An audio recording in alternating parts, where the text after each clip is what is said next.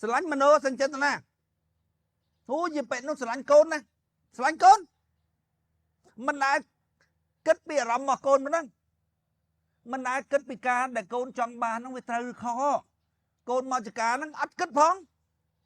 អត់គិតថាកូនហ្នឹងមកចការហ្នឹងព្រោះហេតុអីអត់ចំណាយពេលដេកគិតផងអូស្រឡាញ់ដេកគិតហ៎យល់ទេនិយាយបែបហ្នឹងតណ្ហាទេតណ្ហាសភាវគតិកូនជ្រុងមន្ទីឆ្កែឆ្មាវាកើតមកស្រឡាញ់កូនអញ្ចឹងយល់ទេវាសភាវគតិដល់ពេលមនុស្សសភាវគតិវាគឺស្រឡាញ់អញ្ចឹងប៉ុន្តែសភាវគតិទេអត់មានអារម្មណ៍គិតយល់ទេអត់មានមនោទ្វាមនោសញ្ចេតនាមួយកូនទេប៉ុន្តែវាថាមនោសញ្ចេតនាវាថាអញ្ចឹងប៉ុន្តែមិនមែនទេយល់ទេមិនមនោសញ្ចេតនាទេមនោគឺគិតយល់ហើយអូស្រឡាញ់មនុស្សម្នាក់ហើយមនុស្សម្នាក់ហ្នឹងធ្វើអីមួយហើយយើងយល់ថាអាហ្នឹងខុសហើយយើងមិនគិតរកមើលអារម្មណ៍វាតើវាយល់យ៉ាងម៉េចអានោះខុសទេ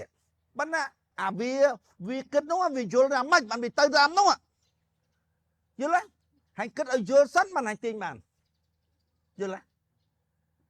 ហើយទាញទាំងហើយមិនគិតយល់ដូចហើយបងសំណាញ់ចូលទៅក្នុងទឹកហើយមិនដឹងថាតាក់អីផងហើយទាញយកហ្មងសំណាញ់វាឈឺយល់គឺស្រឡាញ់កូនគឺស្វែងយល់ទោះបីខុសក៏ដោយយល់ទេអាកូននោះ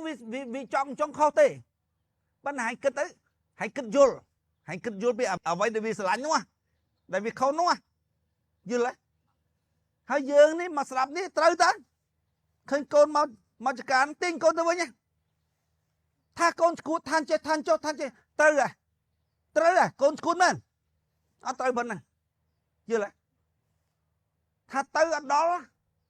ដល់ចិត្តកូនដែលចង់អីនោះចិត្តកូនដែលយល់ឃើញមិននោះទៅអត់ដល់ហ្នឹងគឺទ្វាមនោនឹងគិតអត់ដល់យល់ទេហើយអត់ដល់ឲ្យទាញមិនយល់ទេអញ្ចឹងមិនnênប្រាប់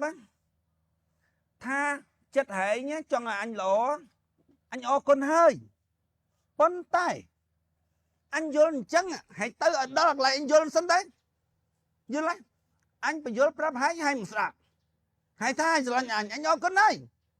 ប៉ុន្តែហើយទាញអញនឹងឈឺហើយដឹងទេយល់ទេអញតាមពិតហ្នឹងគឺអញដឹងទេប៉ុន្តែអញថាអរគុណហ្នឹងទៅអញមិនអរគុណទេយល់ទេអញអរគុណហែងតើតែហែងមានចិត្តចង់គិតពីអញគិតពីយល់ពីអញនោះឃើញអញវាខុស